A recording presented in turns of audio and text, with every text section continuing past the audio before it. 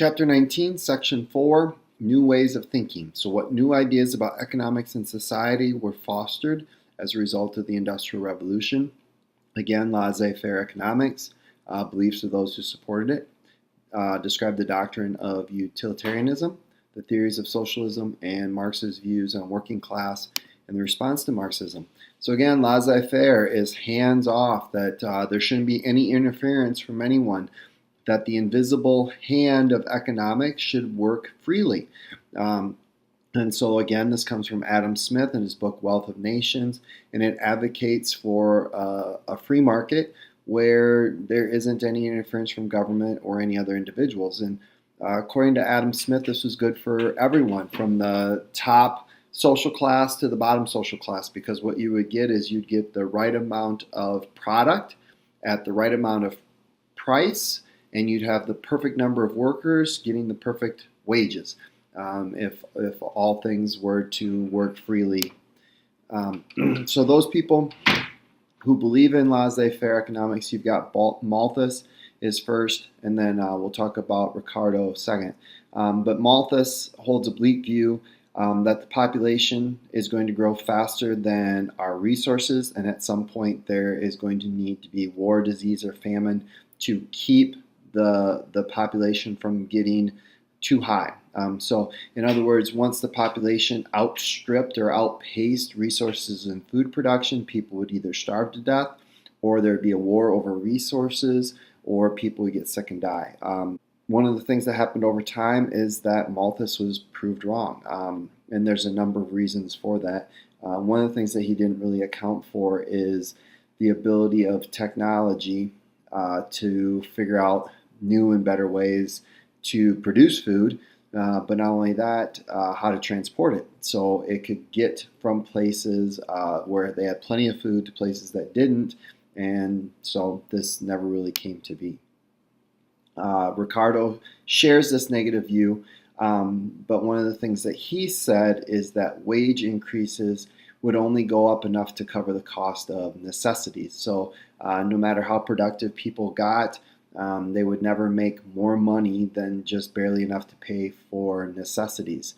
And so Malthus and Ricardo both believe that government should remain hands-off because these things would work themselves out, and maybe not for the best, but that people needed to learn how to work hard and overcome these adversities and not have government interference. So utilitarians argue for limited government. So they don't quite buy into this unregulated free market.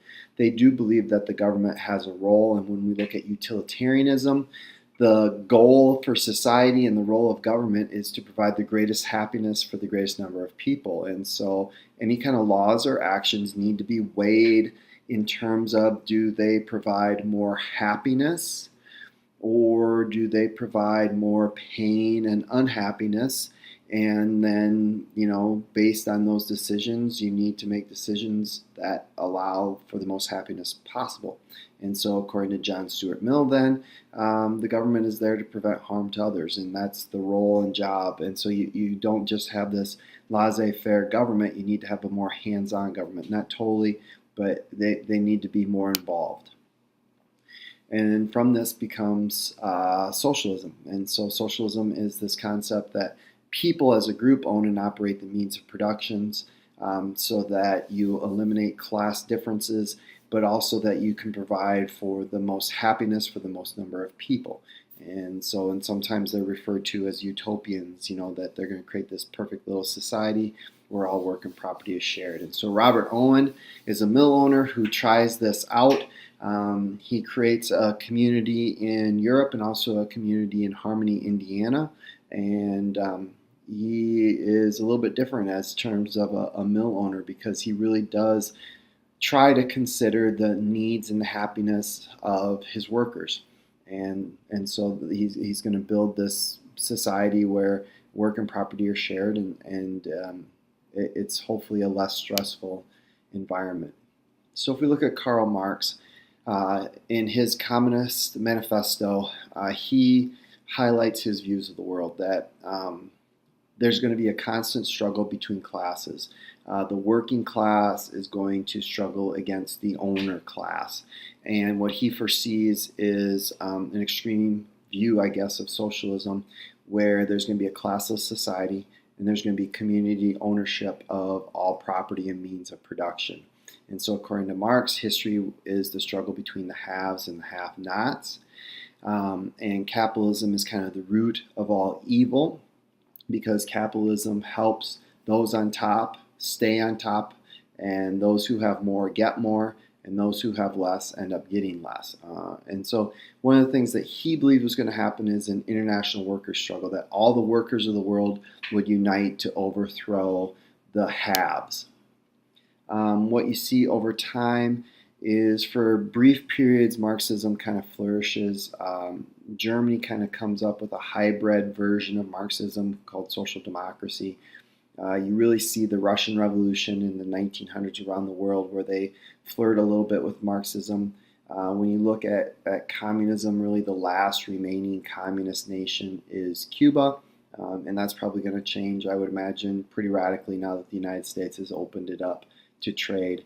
And what's also going to happen is Marxism is going to lose its appeal, because rather than having this worldwide worker revolution that Marx envisioned, nationalism proved to be a far stronger power than classism. And so people were more loyal to their country than they were to their social class.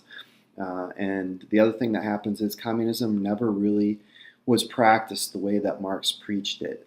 It was always forced by a handful of totalitarian rulers, and so it was never really allowed to exist in an organic manner, I guess, and it just never really worked out.